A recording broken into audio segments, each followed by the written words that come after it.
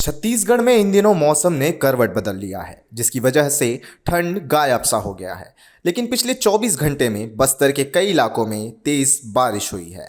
वहीं 27 व 28 दिसंबर को प्रदेश के कुछ स्थानों पर हल्की बारिश के साथ ओले गिरने की संभावना है। कहीं कहीं गाज भी गिर सकती है, जिसमें रायपुर, बिलासपुर, सरगुजा, दुर्ग और बस्तर संभाग के जिलों में हल्की से मध्यम बारिश की संभावना है।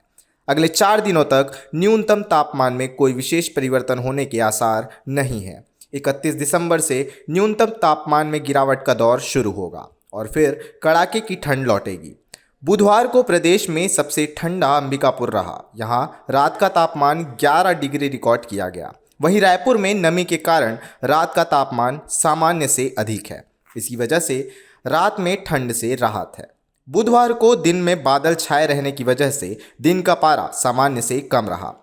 रायपुर में आज अधिकतम और न्यूनतम तापमान 28 डिग्री सेंटीग्रेड और 17 डिग्री सेंटीग्रेड के आसपास रहने की संभावना है। मौसम विभाग के अनुसार अगले 4 दिनों तक प्रदेश में न्यूनतम तापमान में विशेष बदलाव की संभावना नहीं है, यानी ठंड बढ़ने की संभावना नहीं के बराबर है। मौसम वैज्ञानिकों का कहना है कि 31 तारीख के बाद वापस से ठंड में बढ़ोतरी देखने को मिलेगी। साथ ही राजधानी रायपुर में वापस से 10 डिग्री के आसपास पहुंचने की संभावना है।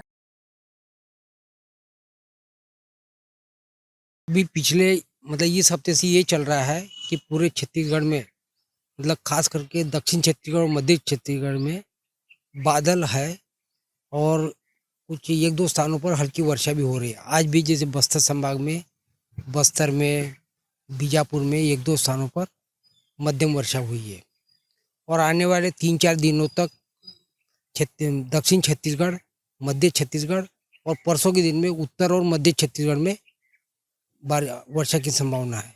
और ये जो वर्षा और बादल का जो सिलसिला है अभी 30-31 दिसंबर तक चलेगा। उसके बाद ठंड बढ़ेगी। हाँ, जो अभी रायपुर संभाग का या रायपुर का जो तापमान है सामान्य से लगभग 3 से 4 डिग्री ज़्यादा चल रहा है, 18-19 के आसपास चल रहा है।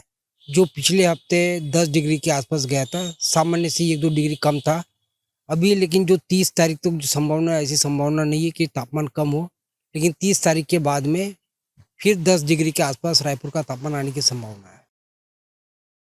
रायपुर से राघवेंद्र पांडे की रिपोर्ट।